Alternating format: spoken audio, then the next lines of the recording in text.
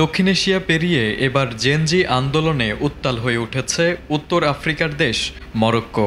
সরকার বিরোধী আন্দোলনে রাস্তায় নেমেছে দেশটির হাজার হাজার ছাত্র জনতা। পরিস্থিতি সামাল দিতে গণগ্রেপ্তার চালাচ্ছে পুলিশ, তবুও দমন করা যাচ্ছে না বিক্ষোভকারীদের। দুর্নীতি আর সরকার বিরোধী স্লোগানে কাঁপছে দেশটির বিভিন্ন শহর। মার্কিন সংবাদ মাধ্যম CNN জানিয়েছে, শনিবার মরক্কোর অন্তত 11টি শহরে হাজার হাজার মানুষ রাস্তায় নেমে আসে। তাদের অভিযোগ, স্বাস্থ্য ও শিক্ষা খাতে প্রয়োজনীয় অর্থ বরাদ্দ না দিয়ে আন্তর্জাতিক ক্রীড়ায় অযৌক্তিকভাবে বিপুল পরিমাণ অর্থ ব্যয় করছে মরক্কো সরকার।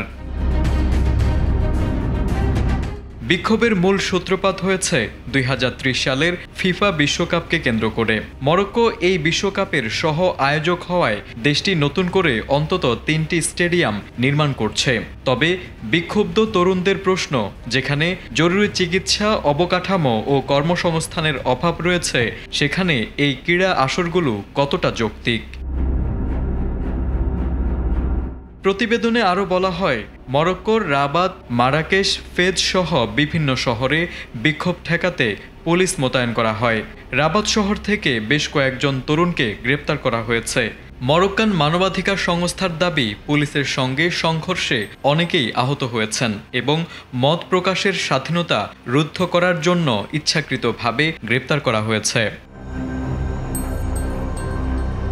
বিশ্লেষকরা মনে করছেন, বাংলাদেশ থেকে শুরু হওয়া জেনজি আন্দোলনের ঢেউ এখন মরক্কো পর্যন্ত এসে পৌঁছেছে। তবে শেষ পর্যন্ত দেশটির এই আন্দোলন কোথায় গিয়ে মোড় নেয় আর সরকার কিভাবে সাড়া দেয়, তাই এখন দেখার বিষয়।